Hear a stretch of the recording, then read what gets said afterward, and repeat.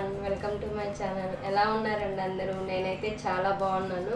ఈరోజు నేను చేయబోయే రెసిపీ చికెన్ కర్రీ అండి. నేను ఎలా చేస్తానో మీకైతే చూపిద్దామని చెప్పి ఈ వీడియో చేస్తున్నాను. ఏమన్నా మిస్టేక్స్ ఉంటే కామెంట్ చేసి చెప్పండి. ఆనియన్స్ కట్ చేస్తుంటే టీయర్స్ చూడండి ఎలా వస్తున్నాయో. ఇప్పుడు కావాల్సిన పదార్థాలు ఏంటో చూద్దామండి. సన్నగా తరిగి పెట్టుకున్న ఆనియన్స్, పచ్చిమిర్చి, అల్లం వెల్లుల్లి పేస్ట్, టమాటా, కారం, పసుపు, ఉప్పు, అలాగే మసాలాకు కావాల్సినవి అయితే ధనియాలు, చెక్క, పచ్చి కొబ్బరి తీసుకున్నానండి. టేస్ట్ బాగుంటుంది చాలా. అలాగే లవంగాలు, మిరియాలు, బిర్యానీ పువ్వు, అలాగే యాలక్కాయ ఒకటి తీసుకున్నానండి. గసగసాలు కూడా తీసుకున్నాను. అలాగే చిన్న గ్లాస్లో నూనె తీసుకున్నాను.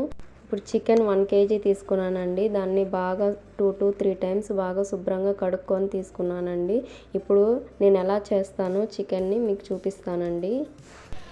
ఇదైతే ఒక ప్యాన్ పెట్టుకున్నానండి. గ్యాస్ స్టవ్ ఆన్ చేసేసుకొని కొంచెం సేపు హీట్ చేసుకుందాము. ఇప్పుడు ఆయిల్ వేసుకుంటున్నానండి. ఆయిల్ కొంచెం హీట్ అయ్యాక కొంచెం మిరియాల పొడి, అలాగే ఒక యాలక్కాయ నలిపి వేసుకున్నానండి. కొంచెం చెక్క వేసుకున్నాను. అలాగే కొంచెం షాజీరా వేసుకున్నాను. ఒక మరాఠీ మొగ్గ కూడా వేసుకున్నానండి. 2 లవంగాలు వేసుకున్నానండి. ఇవి కొంచెం లైట్గా వేగేంత వరకు ఇలా కలుపుకుంటూ వేపుకుంటున్నానండి.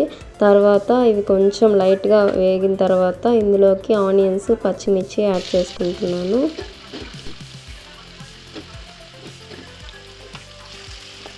ఇది గోల్డెన్ కలర్ వచ్చేంత వరకు బాగా ఫ్రై చేసుకోవాలండి. ఇప్పుడు మూత పెట్టేసుకొని కొంచెం సేపు ఫ్రై చేసుకుంటానండి వాటిని. ఇదిగోండి ఇలా బ్రౌన్ కలర్లో వచ్చేంత వరకు ఇలా వేయించుకున్నానండి. తర్వాత ఇందులోకి ఫ్రెష్గా తయారు చేసి పెట్టుకున్న అల్లం వెల్లుల్లి పేస్ట్ వేసుకుంటున్నానండి. ఇంట్లోనే ప్రిపేర్ చేసుకున్నాను. కొన్న పేస్ట్ అయితే అంత టేస్ట్ రాదండి. అందుకే ఇంట్లోనే నేను ప్రిపేర్ చేసుకున్నాను ఇలాగా. ఇది కూడా పచ్చివాసన పోయేంత వరకు బాగా ఫ్రై చేసుకోవాలండి. ఇలా బాగా ఫ్రై అయిపోయిన తర్వాత ఇందులోకి చికెన్ కూడా యాడ్ చేసుకున్నానండి. 2 నిమిషాలు అలా ఫ్రై అయిపోయిన తర్వాత అందులోకి కొంచెం సాల్ట్, పసుపు యాడ్ చేసుకొని వాటిని కూడా బాగా కలుపుకుంటూ ఫ్రై చేసుకుంటూ ఉన్నానండి. ఇలా కొంచెం సేపు కలుపుకుంటూ చేసుకోవాలండి. అలాగే మూత పెట్టేసుకొని కొంచెం సేపు కుక్ చేసుకున్నాము.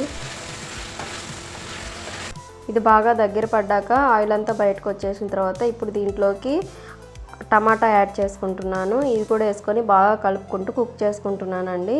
ఇప్పుడు మళ్ళీ మూత పెట్టేసుకొని కొంచెం సేపు కుక్ చేసుకుంటానండి.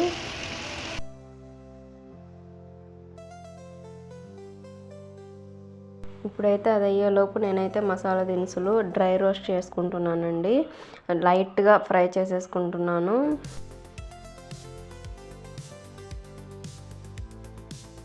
ఇలా కొంచెం అయిపోయిన తర్వాత ఇందులోకి కారం యాడ్ చేసుకుంటున్నానండి. కారం కూడా వేసుకొని బాగా కలుపుకుంటూ ఉన్నాను. ఇలా బాగా దగ్గర పడ్డాక ఇందులోకి కొన్ని వాటర్ పోసుకొని మూత పెట్టేసుకొని కొంచెం సేపు కుక్ చేసుకుంటానండి.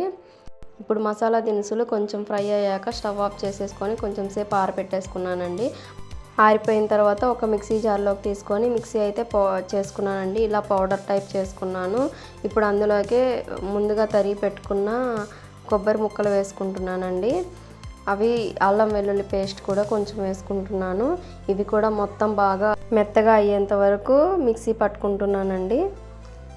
ఇదిగోండి ఇలా అయితే అయిపోయింది మసాలా.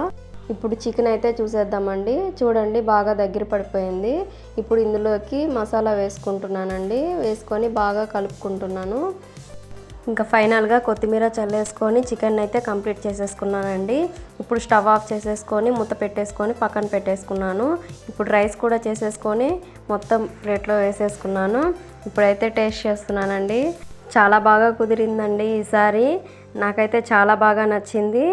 నచ్చితే లైక్ చేయండి. Thanks for watching. Please like, share and subscribe to my channel. Thank you.